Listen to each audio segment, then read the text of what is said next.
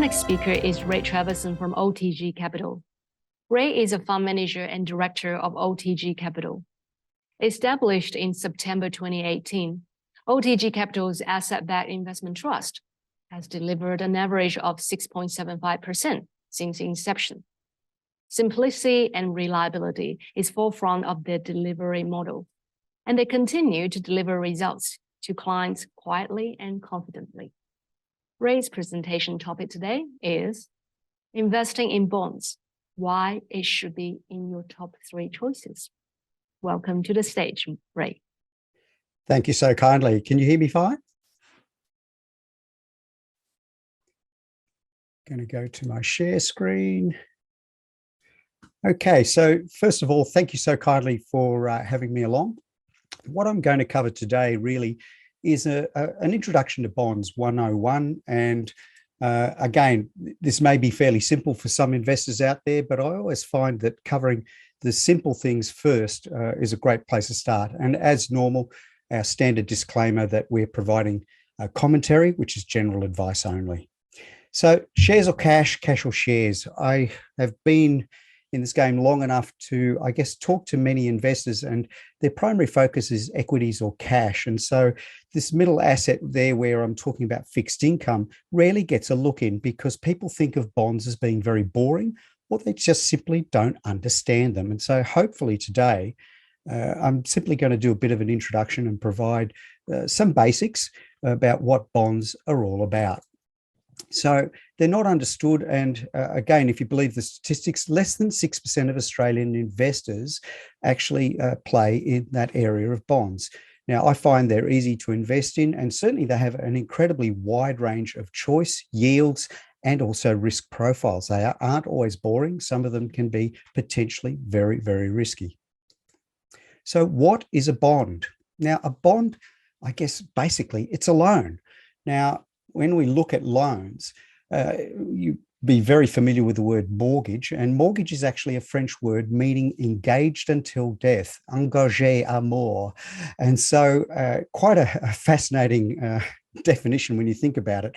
But when you think about it, Australians, almost every Australian consumer at one time or another has engaged in a bond, whether it be a home mortgage, whether it be a credit card, personal loan, payday lenders, or even Afterpay, ZipPay type of point of sale lending facilities.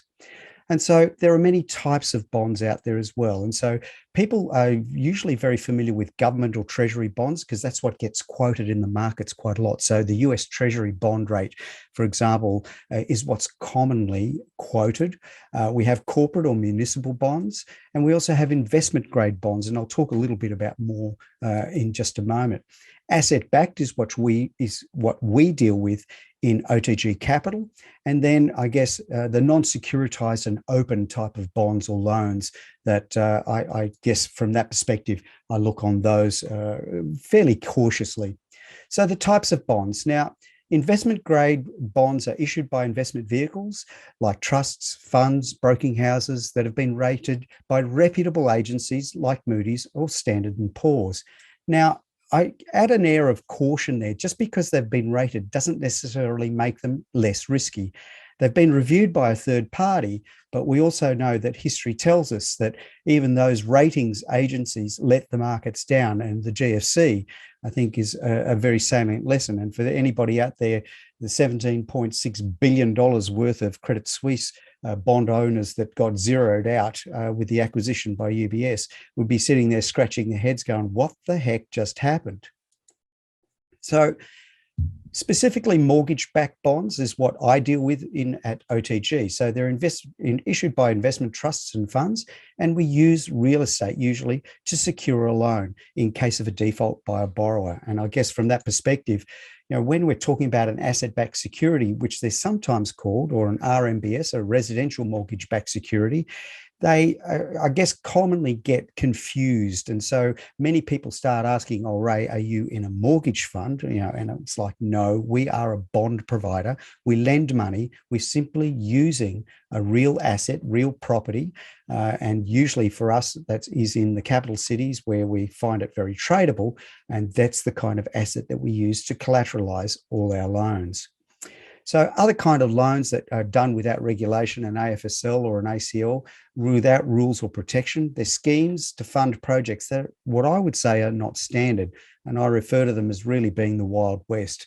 And you can put crypto in there, pine forests, and various livestock that have been the subject of a number of very interesting projects and schemes over many, many years that those of us that are certainly around my age and older will have a wry smile, I guess. And so bond terminology is also one of those factors that if you've ever borrowed money, bond terminology, I think, is there to confuse rather than assist. And so a bond is often called a loan or a bearer bond, a registered bond.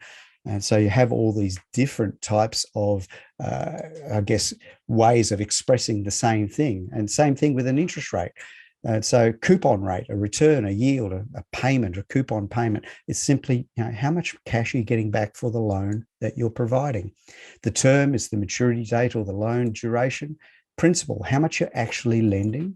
Security, what are you going to get back if you don't get your cash? So what's actually backing this particular loan in case something goes wrong? And again, we need to have an agreement in place when we are lending money. Core provisions. So this is plan B. What happens if something goes wrong? And so I've got something in my ebooks that you can go to my website and download for free ebooks and considerations when investing in bonds. There's simple things. And I like to really personalize this when you are investing in bonds because the tables are now turned. You are doing the lending. And so I often try and when I'm talking to a new client, trying to relate to, if you were lending money to somebody in your family, okay, what are the things that you would want to consider if you're lending that money? And I guess, someone else has got your money now. And I guess from my perspective is, how am I going to get it back? Because it's very, very easy to lend money. The real trick is getting it back with the interest that's been committed to you. And I guess when you are evaluating a bond, part of what you need to be able to do is ask yourself, how much do you want in return? And when do you want that cash back? So these are all tied into the terms and conditions of the bond that you are potentially investing in. So I have these 6 key factors that I illuminate in my ebooks when I'm looking at bonds.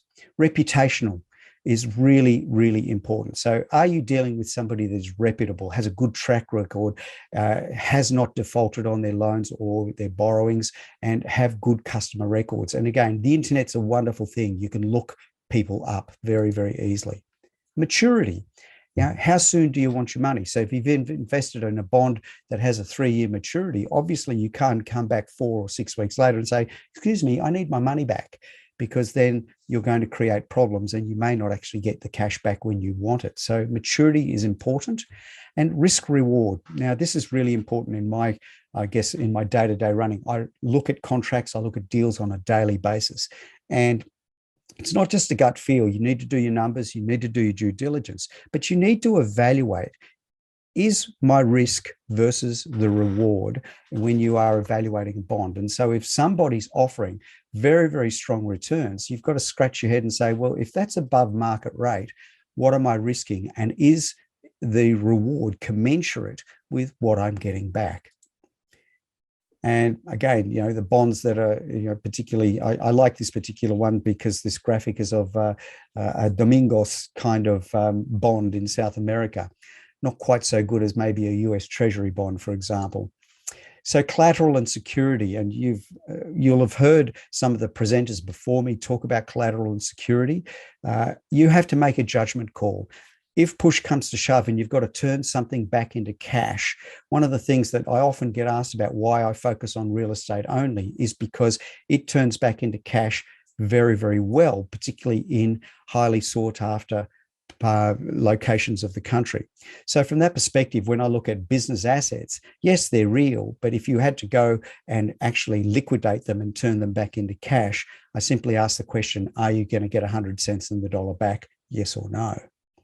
And so when we look at corporations that have reputational, that kind of collateral that says, if I invested in a Microsoft bond or an Intel bond, are they likely to go out of business or not pay my bond back?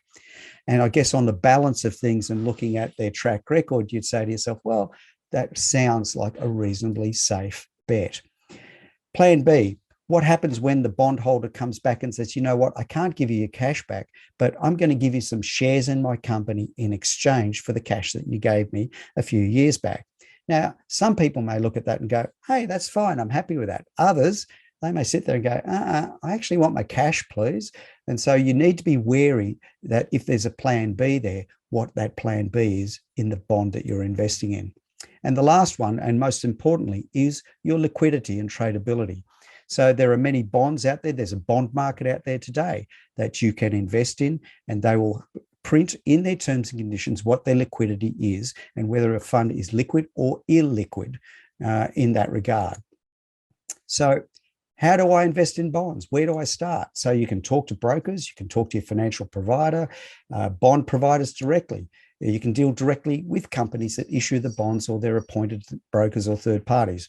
Me, for example, I run an investment trust. You can simply go to our website, you can invest online, and I guess there are many other providers today that would be offering similar kinds of entrees into the way they operate their bonds. There are also exchange traded funds out there, ETFs, that specialize in bonds. So they will accumulate a basket of bonds and provide you an ability to enter the market in that manner. There are stock exchanges as well. And so in conclusion, bonds are as safe or as dangerous as you make them. The idea that bonds are totally safe, I think, has been debunked. It's certainly in the last couple of weeks when bondholders from Credit Suisse got zeroed out and they woke up and all of a sudden there was a 17+ billion hole in people's budgets. So they can be dangerous as well as very, very safe and boring. Remember the 6 key factors of bonds that I've provided. And again, we'll make these slides available. And if you like, please go to our website. I've got these 4 e-booklets. They're very easy read and I provide them free of charge. Please download them, have a read. I find they're very, very useful in being an entree to people that are simply dipping their toe in the water and saying, you know what, I'd like something slow and steady and I don't have to lose too much sleep or fingernails investing in equities, for example. Understand what you're investing in. I can't stress this enough, and take a considered view of the return versus the risk of you losing your cash. Remember, you are now the lender. It's your money and you need to get it back.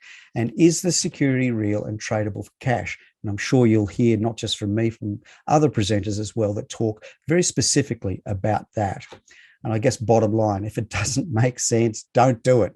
I can't stress that enough. If any bond, mine included, if it doesn't make sense to you, don't invest in it. I mean, very, very common sense in that regard. That's it for me. Investment Markets, thanks so kindly for having me. All of this information will be made available on their website. And obviously, please come to our website or give me a call if you have any questions. And thank you so kindly for your time today. Thanks, Ray.